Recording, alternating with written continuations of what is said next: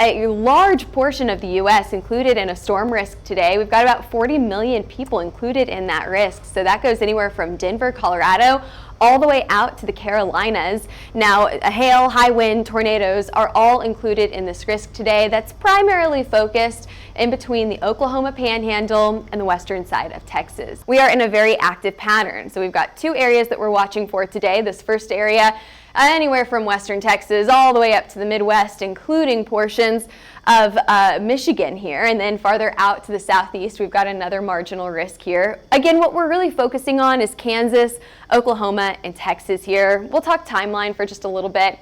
Anywhere between about 3 and 5 o'clock this afternoon, very similar to yesterday, we'll see those storms fire back up from the western side of Texas all the way up to the Panhandle of Oklahoma and west side of Kansas.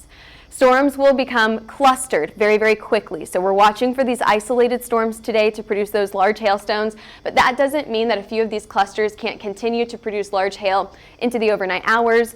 The risk, however, as we head after sundown, gets a lot lower here. Two areas, you can see one from Kansas into Oklahoma, another one in the western side of Texas into the Panhandle here. Let's take a look at your significant hail model. The darker these colors, the larger the hail. It does look like the northern portion of the Texas Panhandle, maybe our best places to get some large hail today. That doesn't mean that we can't get it other places, but I do think that this will be the best place for large hail, and we'll talk about that hail risk. You can see that in your hail forecast, I have Amarillo to Midland to Fort Stockton for that large hail up to the size of about 2 inches, maybe getting up to 2.5 inches, tennis ball size hail there. As you head farther up to the north where we have more of these clustered storms. Now, do you remember what I said earlier? Isolated storms down in Texas, a very, very quick cluster farther up into Kansas. So I did bring the hail sizes down as you head farther into Kansas, but hey, you could still get golf ball size hail here. Wichita and that golf ball size hail zone. Max forecasted hail size, I think I put it at tennis ball today. 2.5 inches. Now we saw tennis ball size hail yesterday, and I think that today looks a little bit more promising, so I kept it at tennis ball size hail for today.